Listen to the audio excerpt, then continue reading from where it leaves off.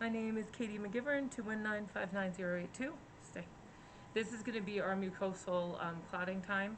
I've got my gloves on. I've got my gauze ready to go so that I can go ahead and measure the drops and the time.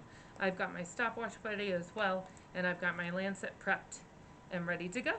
So we're going to go ahead and do our lancet first, which is going to go ahead and take the membrane right here and cut a little slit in it, and then we're going to be able to observe the amount of time that it takes for that blood to clot. As soon as I lance the area, I'm going to go ahead and start my timer.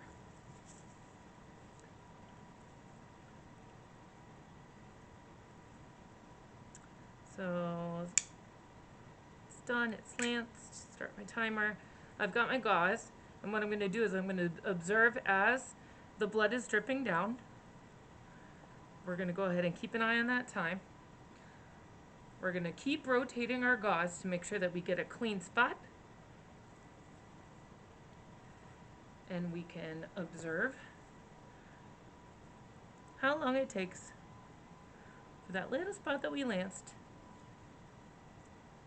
to coagulate and clot and stop producing active bleeding. A good read is usually between like 1 to 3 minutes. You don't want more than that. I'm making sure as I'm watching the drip that I'm not touching or putting any pressure on where I lanced, because then we wouldn't get an accurate measurement. I also made sure that I had 2 piles of gauze here so that I can switch on a whim and make sure that it's fresh. And it's starting to slow down, as you can see, a lot.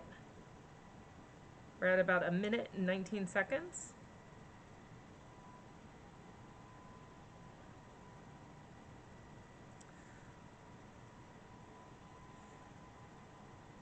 All right, and it is almost completely stopped. Stay, stay.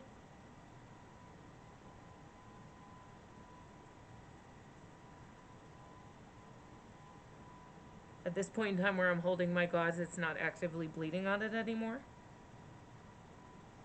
We're at about 1 minute and 50 seconds.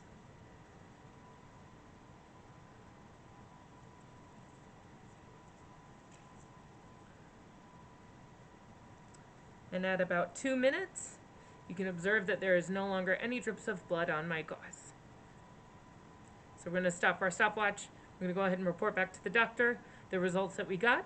And I'm fairly certain that our patient right here does not have a clotting factor that we should be worried about or any sort of platelet disorder.